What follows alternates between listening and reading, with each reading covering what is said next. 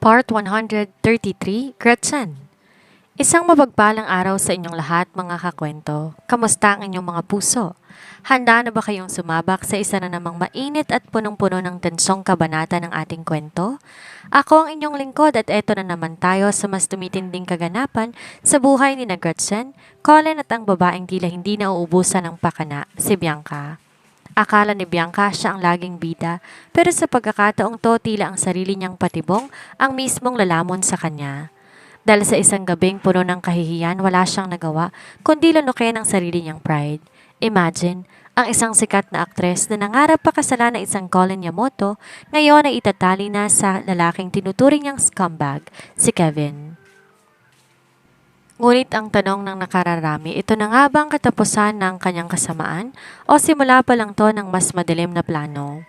At habang nagpapakasaya sina Gretchen at Colin sa kanilang munting pamilya, ano kaya ang gagawin ni Bianca ngayong hinarap na niya ang kanyang karma sa mismong harap ni Grandma Hermania? Huwag kayong kukurap dahil sa part na ito masusubukan ang tatag ng loob, ang lalim ng paghihiganti at ang pait ng pagkatalo. At bago tayo magsimula, huwag kalimutang i-like at i-share ang ating video para mas marami pa tayong ma-inspire at maaliw. Handa na ba kayo? Tara, simulan na natin. Matapos sabihin ni Colin ng mga katagang yon, pinatay na sila ng tawag na lalaki. Magkahalong galit, hiya at pagkadismaya ang naramdaman niya. Binaba niya ang kanyang cellphone at galit na napatingin kay Bianca. Ngayon, sabihin mo sa amin na hindi ka nagsisinungaling, Bianca? Bulyaw niya. Nagsimulang manginig sa takot si Bianca at hindi na alam kung ano ang kanyang sasabihin. Maging ang kanyang ama, na kanina lang kampe sa kanya, ngayon ay nabaliktad na. Anong ginawa mo? Bakit kailangan mong pagmalapitan ang asawa ni Colin? Sarkastiko namang natawa si Anthony. That daughter of yours is crazy. She used a despicable method to ruin Gretchen's innocence, which caused all of this chaos in our company. Wala kang kadala-dala, Bianca. You're such a useless, stupid brat. Ano na ngayong gagawin mo? Magagawan mo ba ng paraan tong problema natin? Mas lalong lumikas ang pag-iyak ni Bianca. At bakit hindi ko gagawin yon? Gretchen took everything I have as soon as she appeared in my life. At bakit ba galit na galit si Colin kayong di naman natuloy ang balak ko?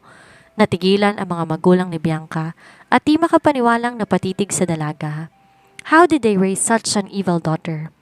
Agad kumulimlim ang ekspresyon ni Takumi nang mahimasmasan siya. Have you gone nuts? Nakalimutan mo na bang well-known figures ang pamilya natin? Hindi mo ba naiisip ang kabayaran ng ginawa mo o wala ka lang talagang pakialam? Demetrio Colin Yamamoto isn't someone you can mess with, you idiot.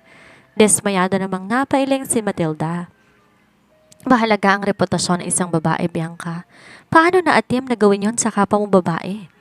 Nang makita ni Bianca na hindi na kumampi sa kanya ang sarili niyang pamilya, agad siyang tumayo at lumuhod sa harapan ng kanyang ama't ina. Mom, Dad, Kuya, tulungan niyo po ako. Ayokong masira ng tuluyan ang karir ko. Please help me this time. Biktima din ako. I'm almost taken advantage by that scumbag, Kevin. Hinawakan ni Bianca ang kamay ng kanyang ina. Sa lahat ng taong naroroon, ito ang pinakamabilis maawa sa kanya, lalo pat mahal na mahal siya nito. Agad namang nakaramdam ng awa si Matilda sa kanyang anak. Kahit may nagawa tong kamalian, Bianca is still her daughter. Anthony, pwede bang gawan mo to ng paraan? Please help your sister. Kapatid mo pa rin siya. Kung ano mang mangyayari kay Bianca ay damay pa rin tayo dahil miyembro siya ng pamilya natin. Isa pa, wala namang nangyaring masama kay Gretchen. Si Bianca pa nga ang muntik ng mapahamak. Napailing naman si Anthony sa kanyang narinig. This is hopeless. Kaya lumaking spoiled at sawail si Bianca dahil kinukonsenti pa rin to ng pamilya nila kahit nakagawa na to ng mali. There is only one thing I can help her with. Ipadala natin sa mental hospital ang babaeng yan at nang magamot ang sira sa utak niya. Tama na muna yan. Awat ng kanilang ama sa kanila. Sumama kayong dalawa sa akin sa study room. Dagdag pa ng lalaki. Tumayo na si Anthony. Marahas na kinaligkad ang sarili niyang kapatid kasunod ng kanilang ama. Nang makapasok sila sa loob, agad uminom ng gamot pampakalma si Takumi bago hinarap ang dalawa niyang anak. Tell me, may naiisip pa kayong paraan para maresolba ang problemang to? We cannot just sit back and wait for more damages. Hindi natin makokontrol ang utak ng Colin na yon. Who knows what he will do next? We need to save our faces to prevent more damage. Sandaling nag-isip si Anthony bago siya nagsalita. May iisa lang akong parang naiisip para maibangon ang reputasyon ni Bianca, Dad, at para na rin hindi tuluyang umatras ang ibang investors na natitira. Ganun ba? What is it? Agaran itong tanong sabay ng pag-aliwalas ng mukha ng Ginoo. Maging si Bianca na buhayin din ng loob at agad na lumingon kay Anthony. What is it, kuya? Makikinig na ako sa'yo. Gagawin kong lahat ay papagawa mo basta maibalik lang sa dati ang lahat. Hindi na ako susuway sa kung ano man ang nais mo. Matabang tinitigan ni Anthony ang kanyang kapatid bago binaling ang atensyon sa kanyang ama. Since it was Kevin Yamoto and Bianca who was caught hugging while going into the hotel, then Bianca will marry Kevin. Kakausapin natin ang pamilya nila tungkol dito. This marriage between two families is a good match kung iisipin. Aniya bago muling nilingon si Bianca. Mapapatunayan din dito na hindi isang skandal ang nangyari. Palalabasing couple kayong dalawa at mahal ninyong isa't isa. In that case, they will not call you names because you two are officially married. Nanlaki ang mga mata ni Bianca sa narinig, kasabay ng pananayo ng balahibo niya sa katawan. Are you saying that I'm going to marry him? For real? Nakibit balikat si Anthony. Why not? Ikaw naman ang nagsimula ng gulong ito, then you should be the one to make a way to solve this. Hell no! Nababaliw ka na ba? Pakakasalan ko ang lalaking yon? He's a scumbag. He's a bastard. That man is a jerk. He's a rapist. Then you should have stayed away from this. From the start. But you didn't at nakipaglapit ka pa talaga kaya't magdusa ka. Anthony snapped. Agad lumapit sa kanyang ama si Bianca at tinawakan ng braso nito. Dad, huwag kang papayag sa suhestyon ni Kuya. Huwag mo ko ipapakasal sa lalaking yon. We all know what kind of man he is. Hindi siya bagay sa pamilya natin. He's not a good man like Colin. Si Colin lang ang gusto ko. Siya lang gusto kong pakasalan. Do you really think you have a choice right now? We are all in a brink of dead end. Tapos mag-iinarte ka pa. Tandaan mo, Bianca, I'm working my ass off every day so that the Inoue Corporation will prosper. Tapos dahil lang sa kamalian mo, mawawala lahat ng pinaghirapan ko. I won't let that happen.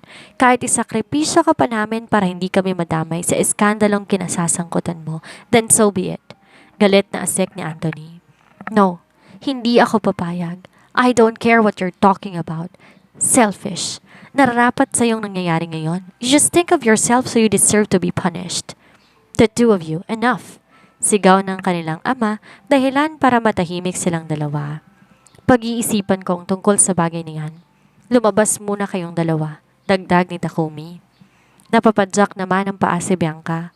But Dad, I said get out. Don't make me repeat my words, Bianca. Wala nang nagawa pa si Bianca kundi ang lumabas ng silid.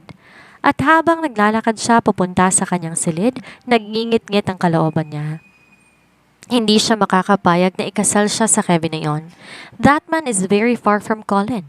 Sa tamang salita, kabaliktaran ni Colin ang lalaki.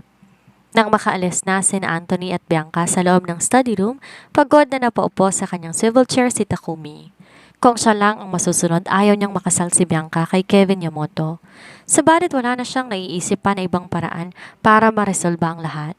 This troublemaking daughter of his must marry this time, whether she wants to or not. Di agad nakatulog si Bianca ng gabing yon dahil sa nangyari sa kanya, kaya naman kinabukasan tinanghali siya ng gising. Di pa nga sana siya babangon kung di lang pumasok ang kanyang ina sa loob ng kanyang silid kasama pa mismo ang daddy niya. Get up and fix yourself. May pag-uusapan tayo sa ibaba. Maotoridad na utos ng kanyang ama. Wala na siyang nagawa pa kundi ang sumunod.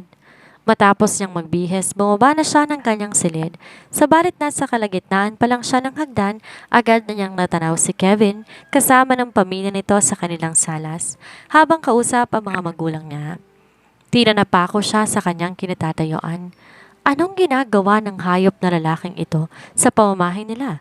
And that is why he's here with his parents? Ibig sabihin ba na makita siya ng kanyang ama, agad siya nitong tinawag pero imbes na sumunod, agad siyang tumakbo pabalik sa kanyang silid at siniguradong inilak ang pinto. Di siya lalabas doon hanggat hindi umuwi si Kevin at ang pamilya nito. Makalipas ang ilang minuto, nakarinig siya ng mahinang katok mula sa labas. Bianca, huwag ka nang umiyak. Kahit ako hindi sang-ayon sa desisyon ng daddy mo pero wala na tayong ibang paraan para maayos ang lahat. Sobrang daming mga nakaabang sa social media. Tamang kapatid mo. Kapag nabalitaan ng lahat na kasal na kayo, it will shut them up at magiging okay ng career mo. Sinabi ko na kagabi, ayokong magpakasal sa lalaking yon. That man isn't worthy of me. Galit niyang asik. Sarkasiko namang natawa si Anthony na nakikinig sa usapan ng mag-ina. Nagdala ka na nga ng kahihiyan sa pamilyang to. Tapos may gana ka pang magdaldal tungkol sa kung nararapat ba sa'yo si Kevin o hindi? Sino ka ba sa tingin mo para magdesisyon kung sinong karapat-dapat sa'yo? You're not even worthy of our family's surname alone. Nang marinig ni Bianca ang mga sinabi ng kanyang kapatid, agad niyang dinampot ang vase na nahagip ng kanyang mga mata at ibinato sa dingding. Halos mapatalo naman sa gulat si Matilda na nakatayo sa may pintuan. Nakaramdam siya ng labis na awa sa kanyang anak. Di naman kasi lingid sa kaalaman nila na hindi rin mabuting tao si Kevin Yamamoto. Kung sa estado lang ng pamumuhay ang iisipin, masasabi niya, bagay naman to at ang anak niya. Ang problema kasi kay Kevin, masyado tong palikero. Kung sino-sino lang nagiging babae nito. Kahit na nagkamali si Bianca, anak niya pa rin ito. Siya ang nagpalaki sa dalaga at wala siyang ibang nais kundi ang mapabuti ang lagay nito. Hinayaan niya tong malayo sa kanya ng 3 taon para hilumin ang sugat na dulot ng pagkabigo nito sa pag-ibig kay Colin at kung siya ang masusunod, wala siyang balak ipakasal si Bianca sa kahit sino sa pamilyang Yamamoto dahil gugulo lang ang buhay ng anak niya. Anthony, wala na ba talagang ibang paraan para maayos ang gusot na to? Maging ako hindi sang-ayon sa gagawin nating pagpapakasal kay Bianca, kay Kevin. Nag-aalalang wika ni Matilda. Tingnan mo naman ang lalaking yon, happy-go-lucky lang. Mas matanda pa siya na ilang taon kay Colin pero wala pa rin napapatunayan. Hanggang ngayon umaasa pa rin si Kevin kay Colin at sa pamilya nila. Di siya nababagay sa kapatid mo na isang sikat na aktres at may magandang career. Dagdag pa niya. Napaismed naman si Anthony. Sikat na actress? Mom, ipapaalala ko lang sa'yo. Hindi sisikat si Bianca kung hindi dahil sa impluensya ng pamilya natin. Kung acting skills niya lang aasahan niya, tingin mo, may makukuhang director at production company sa kanya? Her acting is extremely poor. Kailangan pa gumamit ng voice actress para lang mapaganda ang pelikula. Masama pang ugali niya, mahilig manakit ng kapwa at kung ano-anong ginagawang kasamaan pag hindi nasusunod ang plano niya. Dapat, naisip niya na magiging kabayaran sa nagawa niya. At wala na ako ibang paraang naiisip. Kung ayaw niyang pakasalan ng Kevin na yon, pues mabulok siya sa bahay na to. Bahala siya sa buhay niya. Mas lalo pang nagalit si Bianca sa kanyang narinig. Marahas niyang binuksan ang pinto at iniharap ang sarili niyang kapatid. Alam kong hindi mo talaga ako mahal at wala kang pakialam sa akin. Ang nais mo lang protektahan si Gretchen dahil may gusto ka rin sa kanya. Kung gusto mo magsama kayong dalawa. Ang konti lang ng problema. Hindi naman napano si Gretchen ano bang pinuputok ng butsi niya. Porque yun lang kung ano-ano nang nais ipagawa kay Colin para gantihan ako. Talagang makitid lang kamong utak niya. Sa pagkakataong yon, di na nakatiis pa si Takumi. Lumapit siya kay Bianca at walang pasabing sinampal ang dalaga.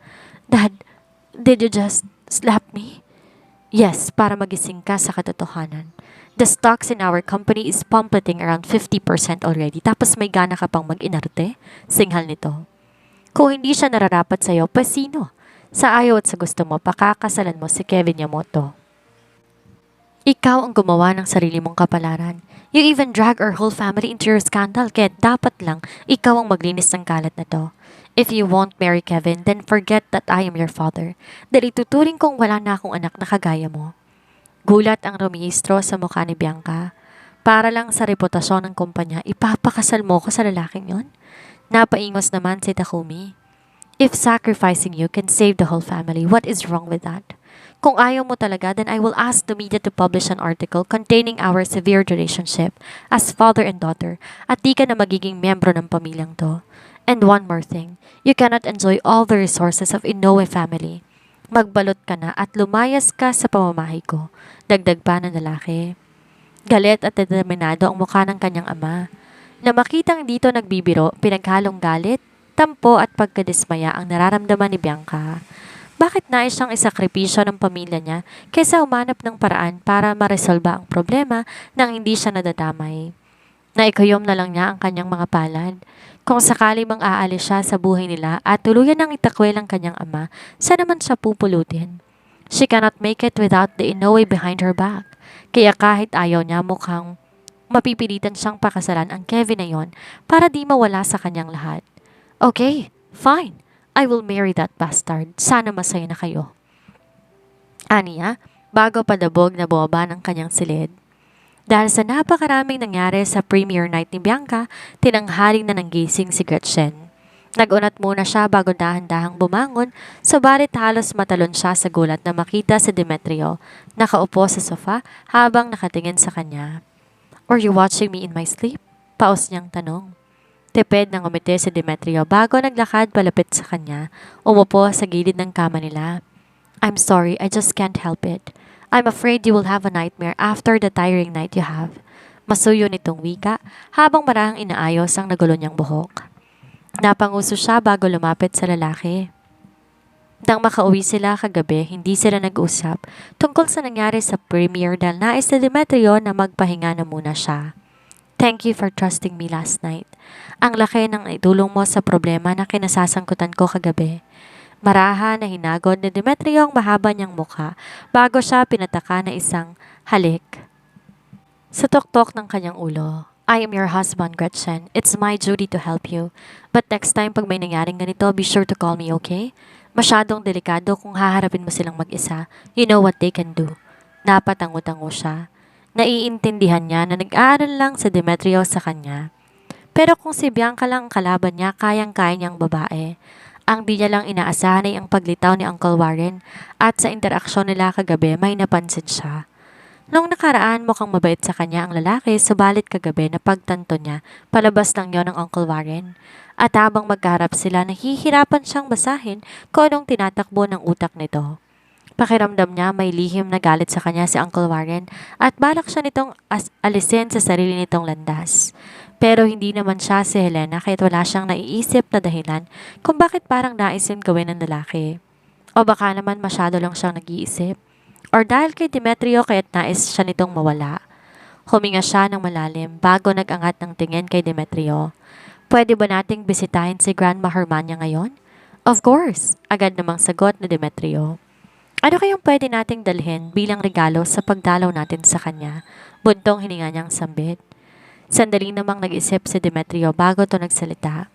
She had already enough things in the villa, kaya bakit di na lang tayo magdala ng pagkain para sa kanya? I'm sure she will love it. Masarap yung snacks na ginawa mo noong nakaraan.